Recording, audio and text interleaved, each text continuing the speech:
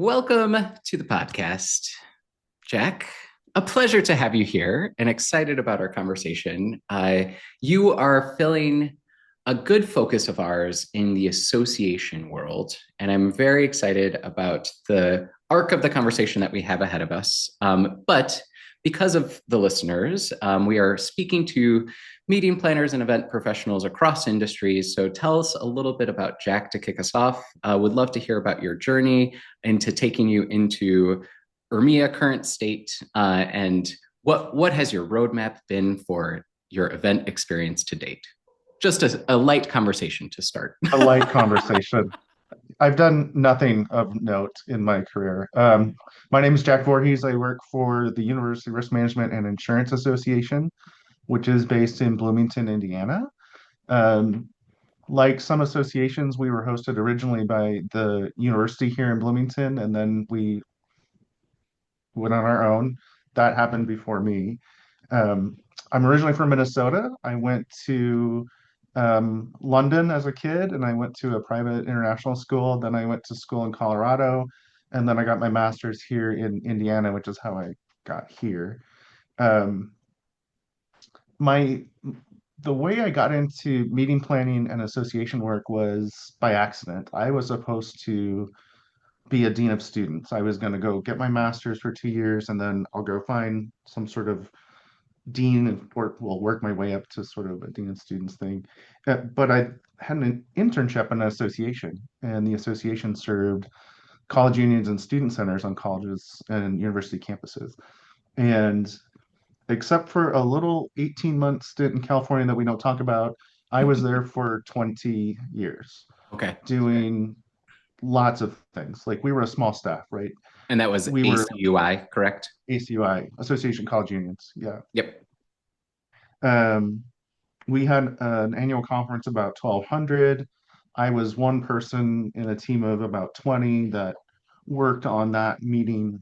It was our main annual conference for the association, and we had a really lean budget, and so we were working all the angles to make sure we Sure. could make it work, but it was really important to our members to be able to get together, right, and have that time. It was a touchstone for them to get off campus, and some of them had known each other for 40 years, and it was really important, which I think is indicative of every annual conference if you really think about it for an association, because Yep. associations are people that want to be together and they make friends and all that kind of stuff. Then COVID hit, Yeah. and gathering people together was not part of the plan. Um, and even though I had worked there for a long time, the decision was made that I got laid off. I was one of five. And on a lean And team, that was like a fifth of the organization that like, got laid off, right? yeah, Like, well, and it was really interesting because um, s- some of the people, doesn't matter, they're wonderful people, but if you think about the strategy of when you have a crisis, yeah. what do? Do you keep the people that have the most experience and can pivot and do all that, or do you choose the ones that have, anyway, Yeah. doesn't matter. And similar kind of reflecting current state of like we have a bunch of this AI growth in the tech sector, and there's a critical eye being paid to what I hear as like the server farms are costing way more money, the ROI for the AI investment isn't quite there, and we have to manage the holistic budget somehow, right? So the other variable factor in there is these labor costs, and like that gets put into scrutiny, right? So like no matter what, crises are abound and hard decisions need to be made, but there is a decision to be made within that as well. Right. And I have a friend that she works in Wisconsin for Girls on the Run, and when that all first started, she said never waste a crisis, which Mm-hmm. okay, that's valid. But anyway, then I was unemployed for a while, and luckily the government was making it right for people and with unemployment and things like that. But then I had to go back to work, Yep. and it it was during that time when they kept saying like it's just 2 more weeks. We just need 2 more weeks, and then everything would be great. And then 2 more weeks, and then 2 more weeks, and before you know it, it's 2.5 years. Yeah. So I had a friend who worked for Charles Schwab, and he said, "Do you want to be a stockbroker?" You're And I like, was like, sign me up. "Do I?" So I did that. I worked for Charles Schwab for 2.5 years, and did all the studying and did the licensing, and it was a phone job. It was incoming phone calls, kind of like if you call your bank Got it. sort of deal. Um, I learned a lot. It was like being in college again, um, to study all that. But um, finally, here at URMIA, I had a person that I had worked with at ACUI that had moved here to URMIA, and the executive director was retiring. She applied for the position, and she was hired, and she was the meeting planner. And so she called me on a Sunday afternoon, and she said, "What are you doing?" And I said, "I'm having lunch at this restaurant." And she said, "I'll be there in 4 minutes." And so we spent 2.5 hours talking about what it would be like to work together again and all that. And then I had a job a week and a half later. So Nice. here I am, Yep. 2-ish years later. So coming at this conversation from obviously like a tenured association, I'm assuming at uh, ACUI, you were able to kind of bring that annual conference to life. You were, embedded in the foundation through its tenure up until the pandemic happened. And then coming into this other scenario of there was a succession planning happening, uh, and the kind of reorganization of the team that handles the annual event occurred when you started in your current role. Is that accurate? Yeah, I mean, we're a really small staff. We have 10 people total, three of which are part-time. So um, everybody has a little bit of everything to do Sure. as it relates to our meetings, right? Um, I need everybody has something to do. It's not just me, it's a team effort. Yep. And let's go through that cycle. I want to focus on the big annual conference for the majority of our conversation. But like, what does that annual cycle look like for your current? And like, what would you say is the same as other associations and or different from what you are seeing on a calendar cycle? I would say it's pretty similar to what I was used to.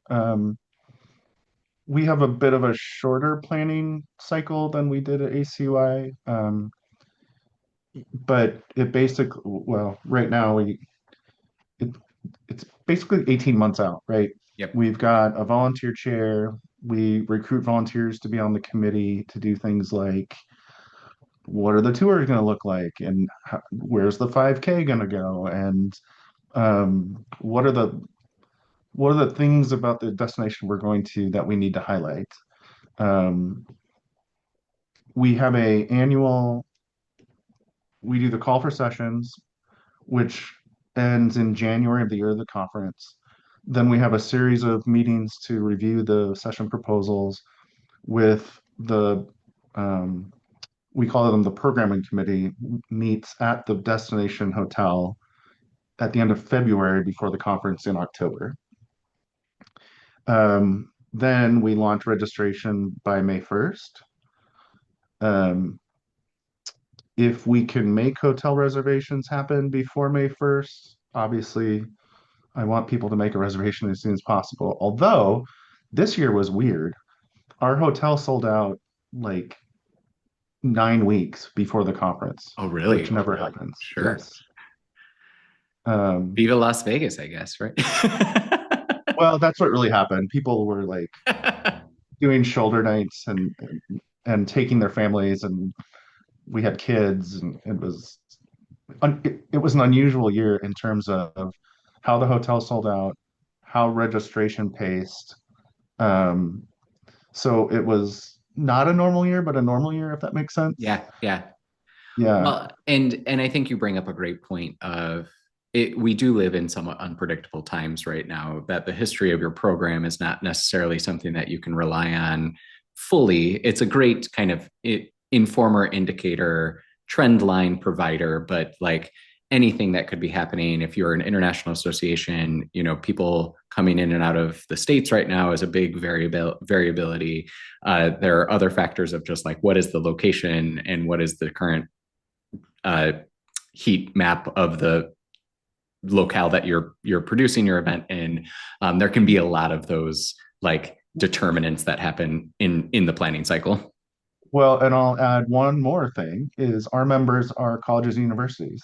Yep. And so if we look back at what was happening in March, April, and May of 25, there was a ton of uncertainty for higher education. And so, we had this hotel contract, we needed to spend but nobody knew whether there was going to be funding for anything. And so we hedged a lot of stuff. So like as an example, um, we had planned to have this reception at a museum, and I kind of sat on the contract for a little bit, which I, not very nice to do at a venue, but at the same time, like it was a big spend.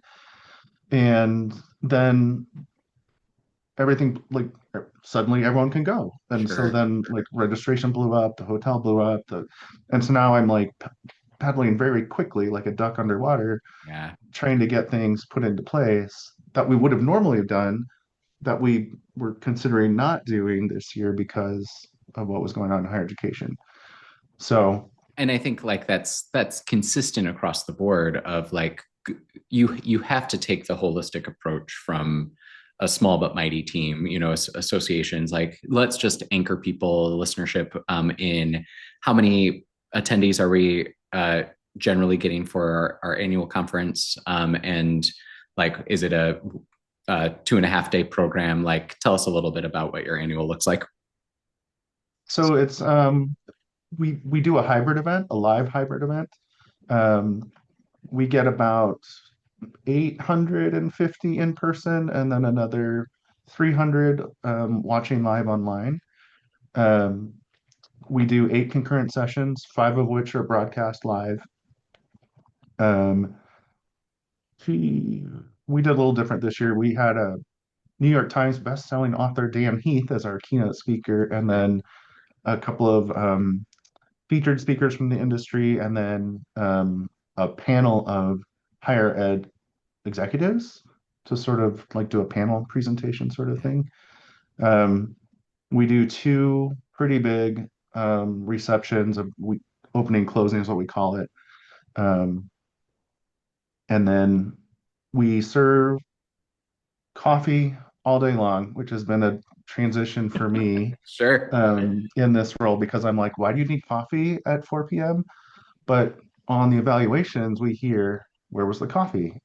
Yep. Yep. So, And in but it's Vegas, that is a investment to your budget as well. well, I kind of think about it like, as I'm driving to work, I look at the cost of gas per gallon Sure. and I think, okay, well here it's 2.79 a gallon, but in Las coffee is $116 a gallon. Like, how does that work?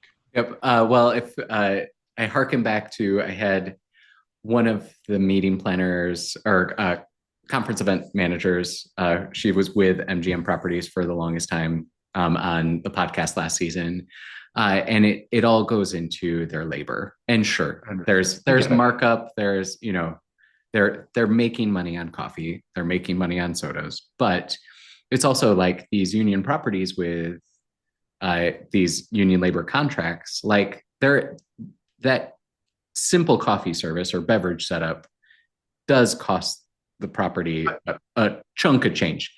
Are we talking like $175 per gallon chunk Well, of change? I don't know, but that, you and I understand that, and our listeners probably understand that. But when you try and tell a board member why we can't have coffee all day, yeah, because they think it's like, 30 cents a cup. So, like, how much do we want to spend to do that if yeah, that's important to you? And I finally gotten to the point where I'm just like, okay, got it, heard. We're gonna have coffee all day. Yep. Um, which is a great kind of segue into let's talk a little bit about team structure. You obviously have a small but mighty team, and you're coming from small but mighty teams. I would say that's pretty consistent across the board for associations, right? Like you're generally a 1 to 3 person core planning team for your annual event. Would you say that's accurate? Yeah,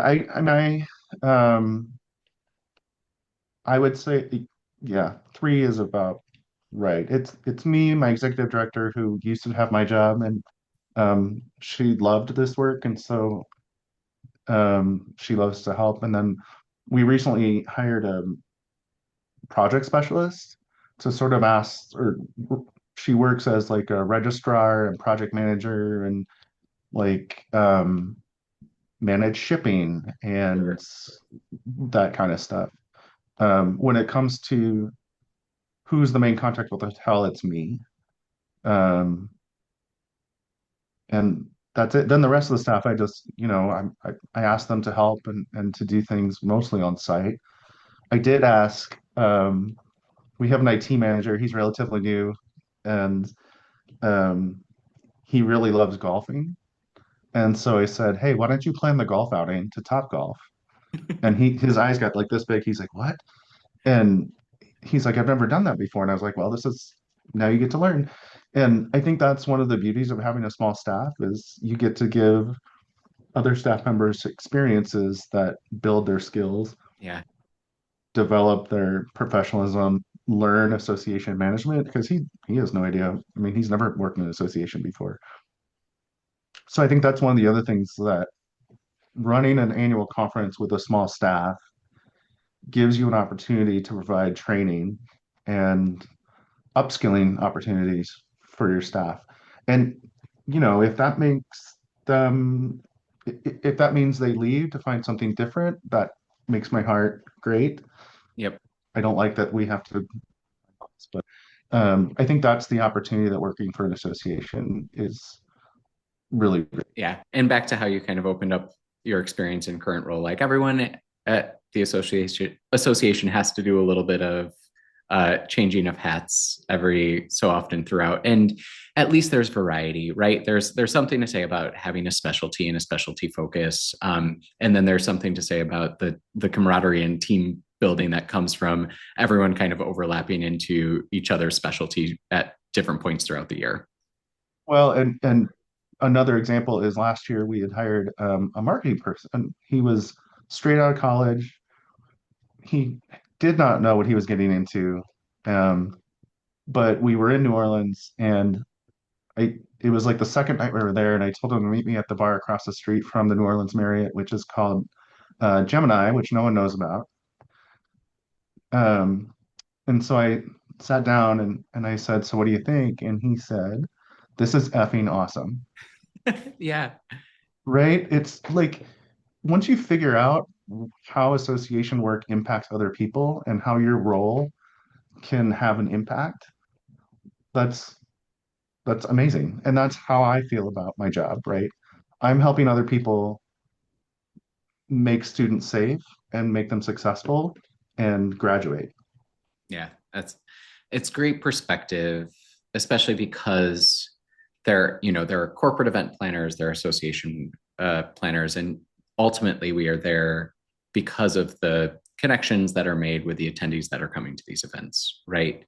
The great thing about associations is that you do get to strengthen those year over year bonds with not only your attendees that are coming year over year and they're excited to see you from last year and they're more invested in you, your board, your other committee chairs and things like that. Like that the reason why I think people are more likely to spend 25 years at an association is because of those connection points, right? Like your previous role, pandemic aside, was a longer tenure there, and it's because those relationships run so deep. Would you say that's accurate? Yeah, and I think from a business perspective, because let's separate, association as a nonprofit from a business, Yep. right? We need people to register for events. We need people to buy books. We need people to do all that stuff. But they're not going to do that unless they feel stuck to the organization. Hmm. And so these experiences that we put together, so these receptions that we have are sponsored and like whatever, but that's not the real reason we do them. It's so that people have experiences with others Yep. and then they feel like this is my home. And then they renew their memberships and then they come next year and then they buy a book and then they go to a seminar and then they and and I don't mean to say that in sort of a weird way. I just mean like we want the organization to be successful. And so we need people to participate. And so I think about these events and the annual conference as training and engagement.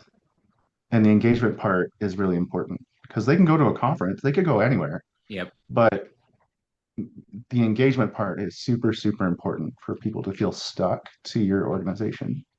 And let's break that down a little bit. Is there an accreditation piece to your annual of like training hours or continued education credits or anything like that? We do not do any certification. Okay. However, the programs that we put on do count towards some of the professional certifications that are out there. So whatever documentation people need to, you know, submit to get the Hmm. hours or whatever like that, we provide that, but we don't do it ourselves. Uh, Great to know. And I think like for other associations, that's a good driver of at least getting some butts in seats, right? So to speak, of like you're doing something that gets you credit hours for something else, right? And we definitely have content that counts towards that sort of stuff. So, um, we're if we were to take on some sort of an accreditation or certification, that would be a huge lift for us. And so I don't know that our risk managers need another Sure. certification that they can't get somewhere else. So like, why would we take that on? Yep. But yes, And then your annual does not have an expo, so to speak, correct? it's pretty unique. Our We call them affiliates, but for-profit companies, and in our case, commercial insurance companies like Gallagher, FM, Aon, Marsh McLennan. They're just part of the group. Hmm. Like they participate just like an institutional member. Um, the culture is really interesting because it's not a sales culture. It's a we're all in it together sort of thing. Now we do have a pretty robust sponsorship program, but it is not um, there's no sales. It's just we're all here together to make sure people are safe and um, it's really different for me. That was not the case when I was at ACUI. ACUI had an Yeah, expo. We had companies that wanted to sell things, and actually, if an affiliate member tries to do any sort of sales, our members will tell us. They're like, "Oh, so and so just tried to give me a flyer about his like whatever." So then we've been working to help newer affiliate members understand the culture yeah. of URMIA when it comes to how to participate. And it's really about being thought leaders and supportive and that kind of stuff. Yep. So when you You want to take have a a meeting with your client, like that's fine, sure. but we Yep. don't have a sales culture. And when you take away kind of the sales and you take away the accreditation piece of that, like people are there to really connect with each other to stay up to speed. The other thing that you touched on briefly was you're putting together a volunteer committee, you're doing a call for sessions, you're doing a selection process for that. Like where would you rank the importance of content against connection at your annual? Content is number one. Okay. Yep. When we ask people why they attended, they would say the content. The second is the networking, Hmm. and the third is the location.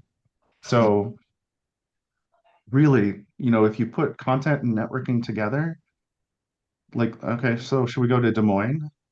Sure, sure. But no one's going to go to Des Moines. I mean, some may, but so it has to be all three in my mind. We have to prioritize the education, um, and I'm starting to refer to it as workforce development and training Mhm. rather than professional development because I think um, the the value proposition for conferences has to be training for staff members.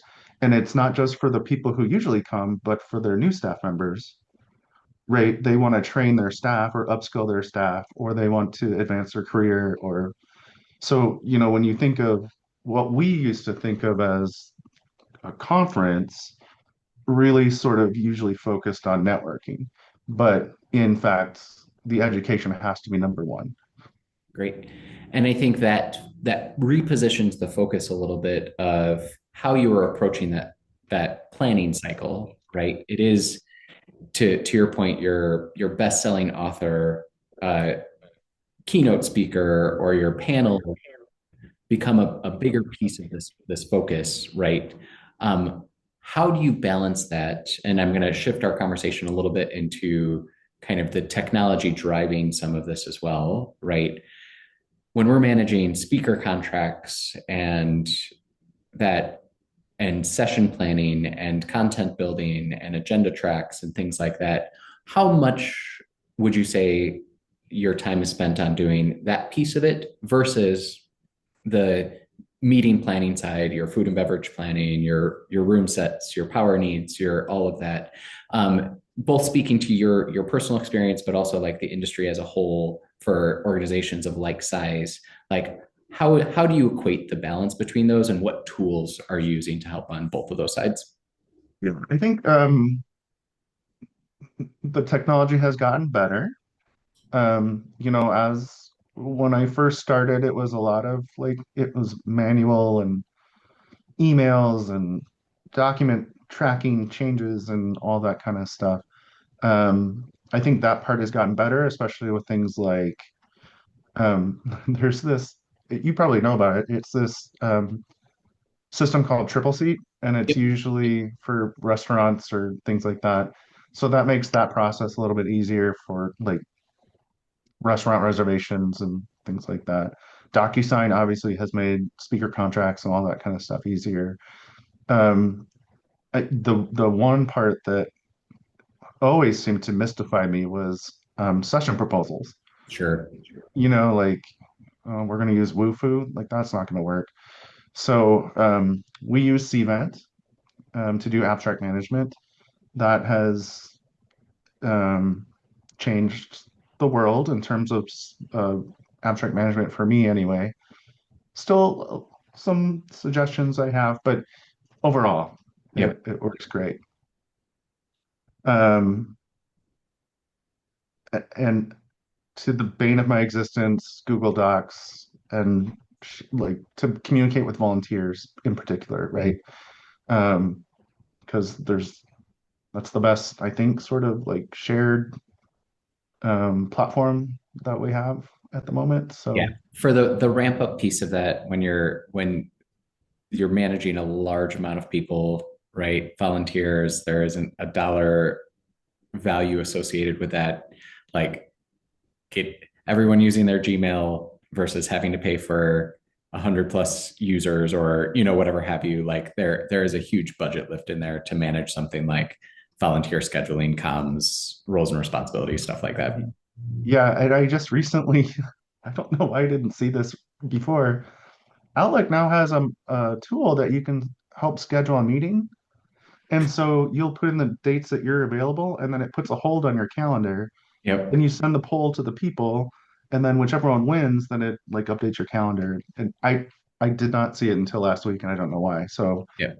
um, For Google that's been a Workspace users out there as well, there is a built-in scheduling tool. It doesn't make all of the holds, but it can offer your available times. Like those built-in tools, I feel like we are so equipped to say there has to be an app for that, right? That we go do the Google search first before we look at yeah. the Google Workspace or the Office suite nowadays. Like, Well, and I feel like the time to investigate what those things are just sometimes isn't there. So you Yep. just go back to your old like whenisgood.net or Yep. that's just an example. But there's got to be other tools out there that can do the things that will make our lives easier for the work that we do. Yeah. I And just haven't had time to look for them. back to this kind of weighing your planning cycle, like sure you have Cvent to help you with abstract management. That's creating some efficiencies. Shameless plug for Folio, and then we can not hover there too far, but like the efficiency building that you're getting from the Folio side with your event logistics piece of that, right? 145%. Um, and I know that I I shamelessly plug Folio when I can And because we it so has appreciate changed it, but it has changed my life in terms of my workflow. And we don't need to get too far into it. And if somebody wants to contact me and I can show you what I do. But um, we were in Las Vegas 4 weeks ago, and I had sent all the event orders that I had created in Folio to the hotel. And we went to the pre-con meeting and it reviewed all the BEOs that then she had created. There were no changes. It was the cleanest BEO review I've ever had in yeah, my entire career.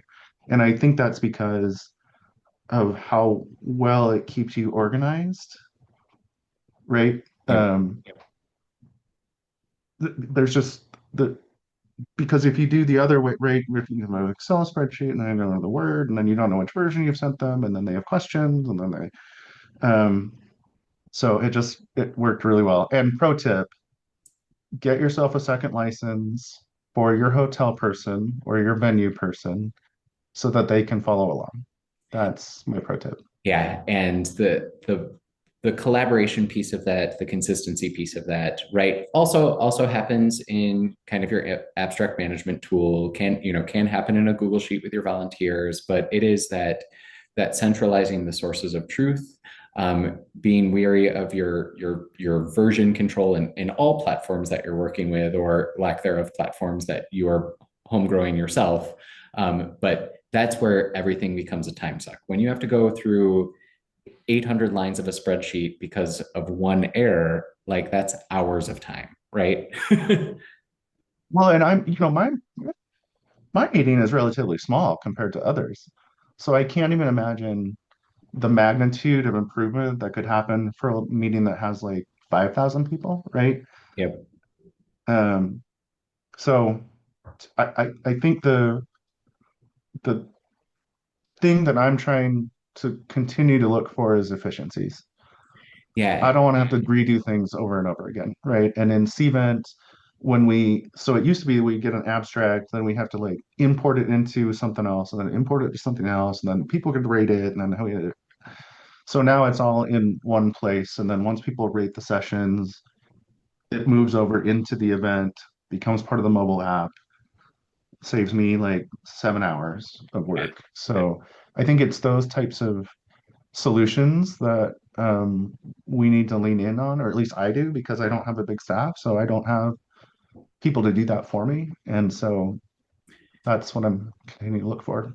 Yep. And even though you are saying you have built-in efficiencies in your tenure of even doing this event and leveraging Cvent, leveraging Folio, you also said that there isn't really enough time still to do the the exploration of new platforms and the optimization of workflows as well. Like there's always there in a small but mighty team, association team especially, that there is something mission critical that could use your support outside of like just twiddling your thumbs and finding exploring online, right? For tools that could do things or bettering your work day, Yeah. I mean, you know, I'm thankful I get to spend this hour or some with you because this is different than what I normally do. But, Sure. you spend your day on Zoom calls with volunteers because they're helping you advance the work of the association. And you have staff meetings and you need to nurture your staff members and, all that kind of stuff. And I find, the time I have to look into different tools is like I'm on an airplane. Yeah. But should I be spending that time on the airplane doing that, right? I Yep. some you have to have some downtime at some point, right?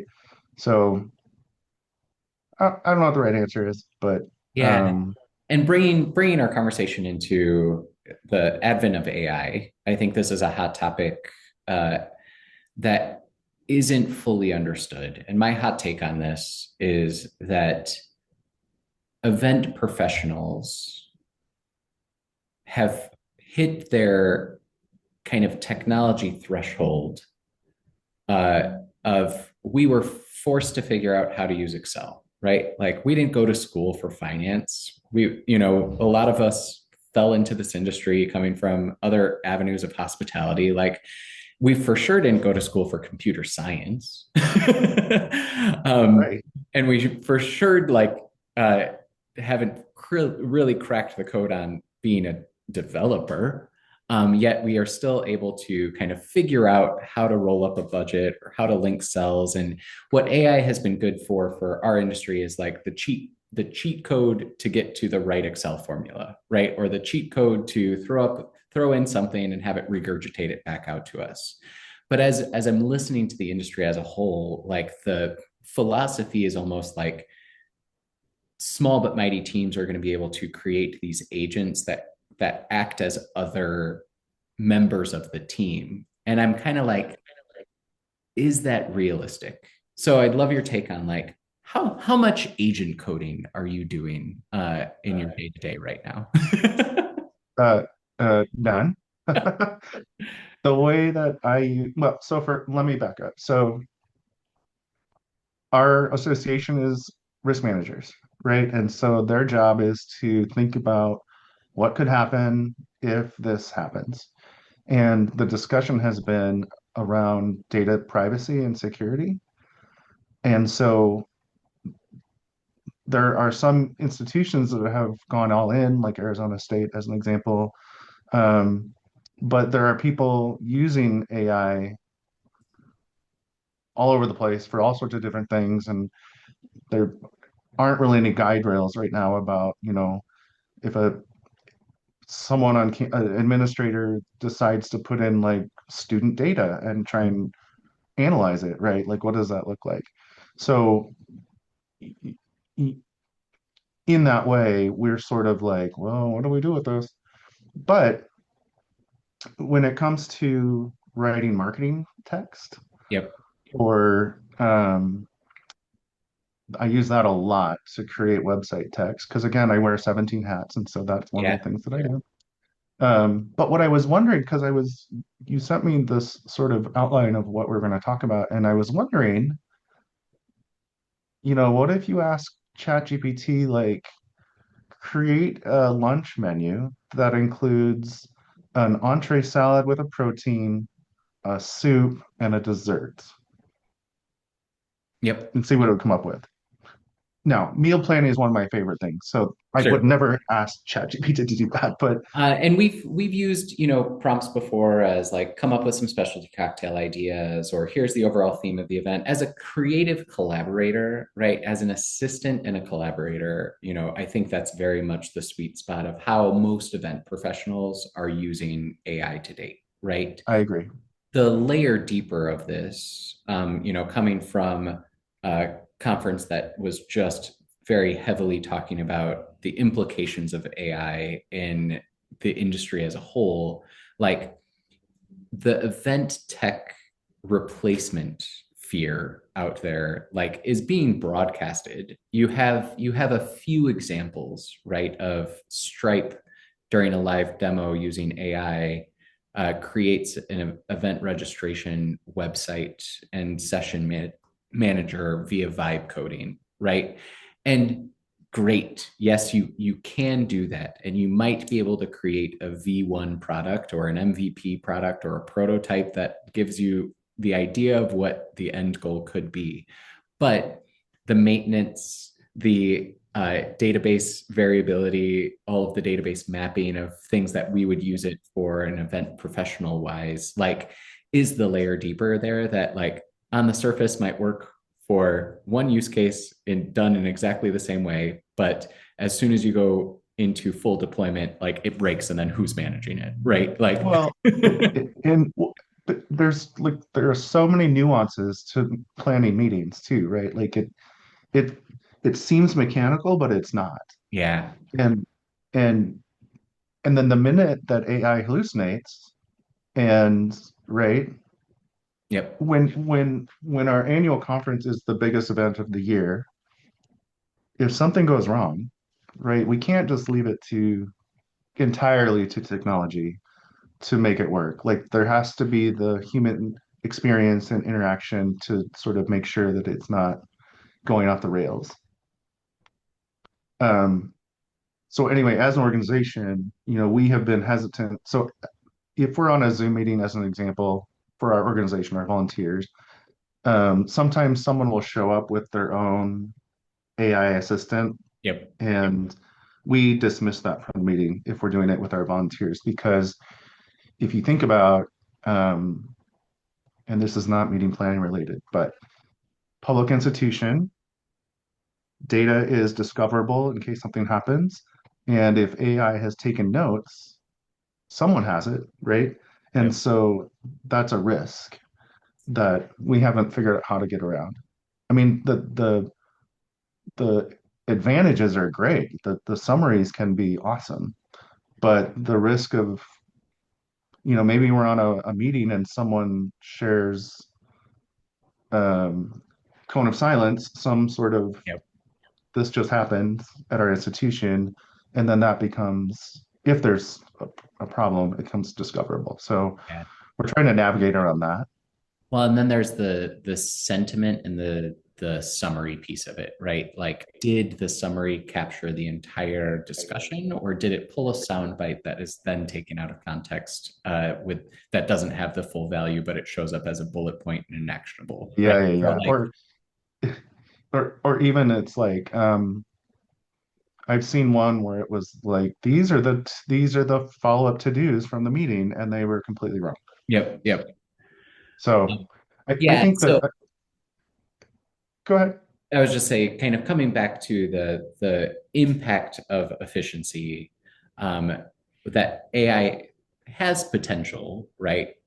Uh, just to kind of speak through the product lens, where what my vision for AI within our product is kind of the one for one efficiency builder.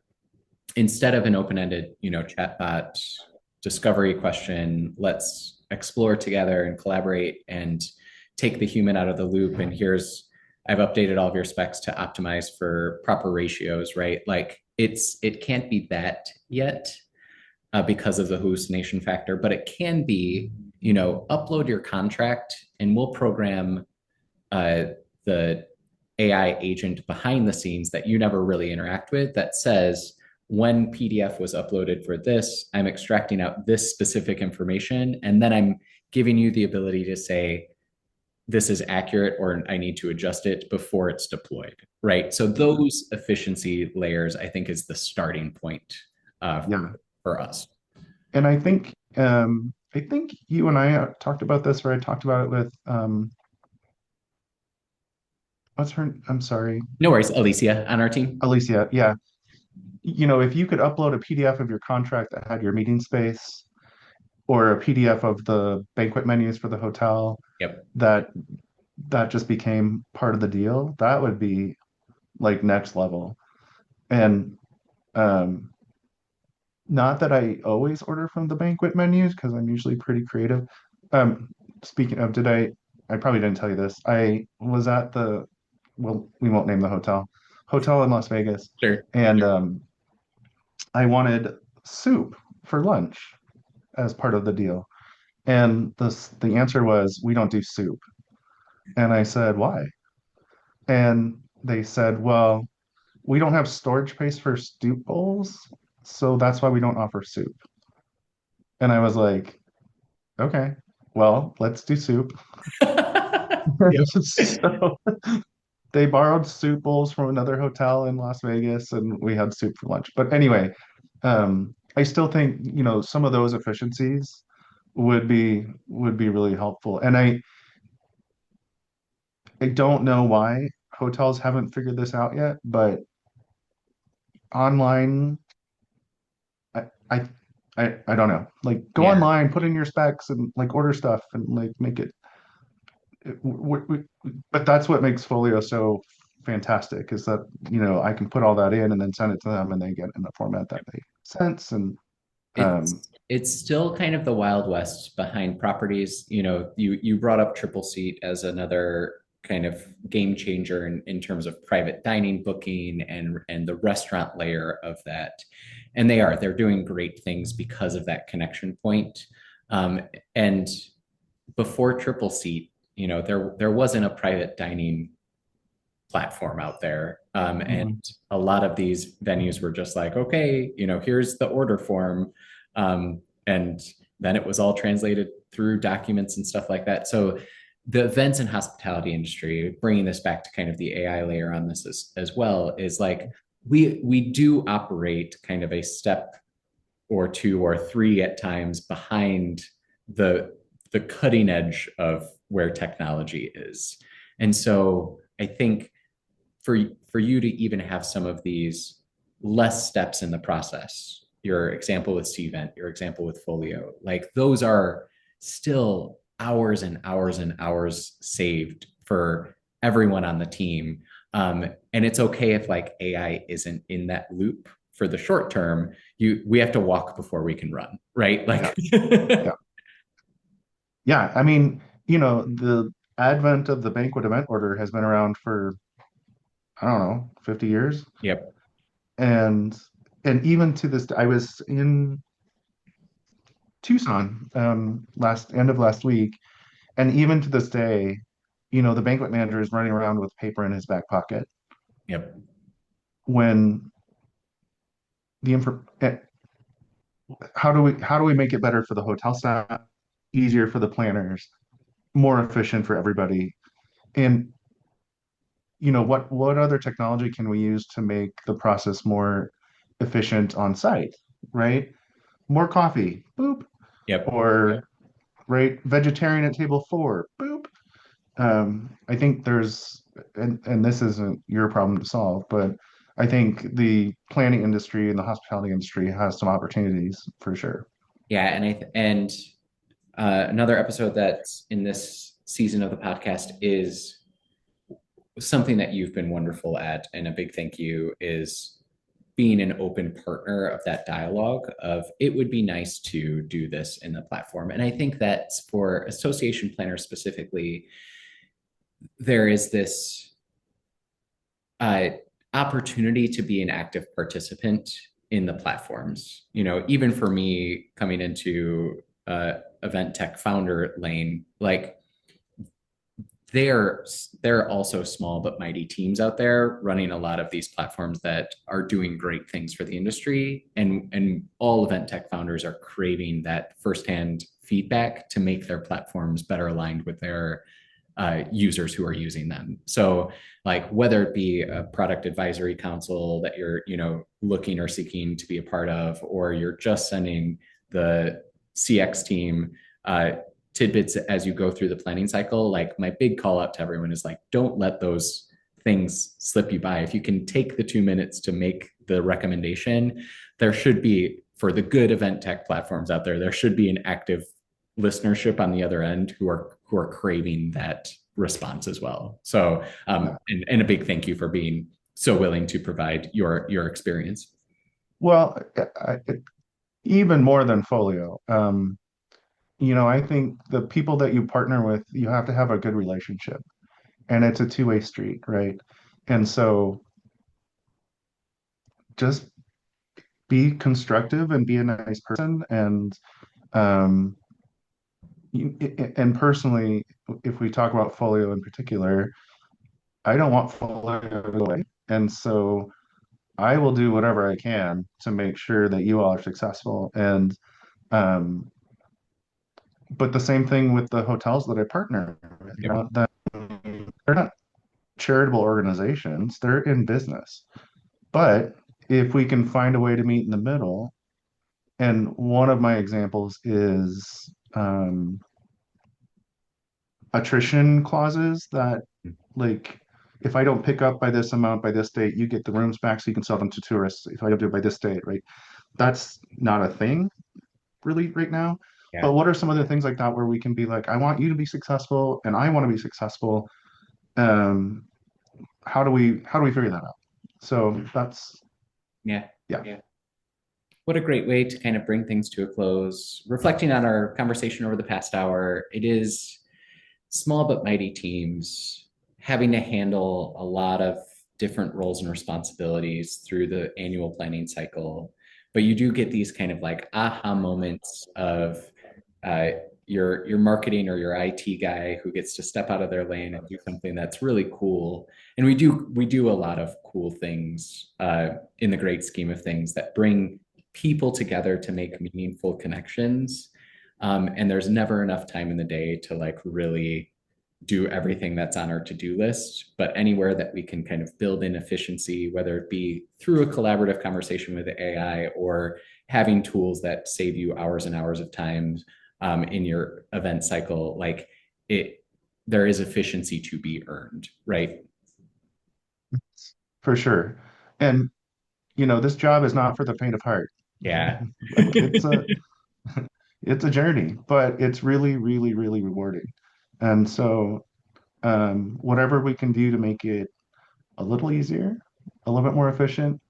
Um, I I love my job, so I'm not complaining. But yes, you're right. Whatever we can do to make it just a little bit easier would make it even more fulfilling. Awesome.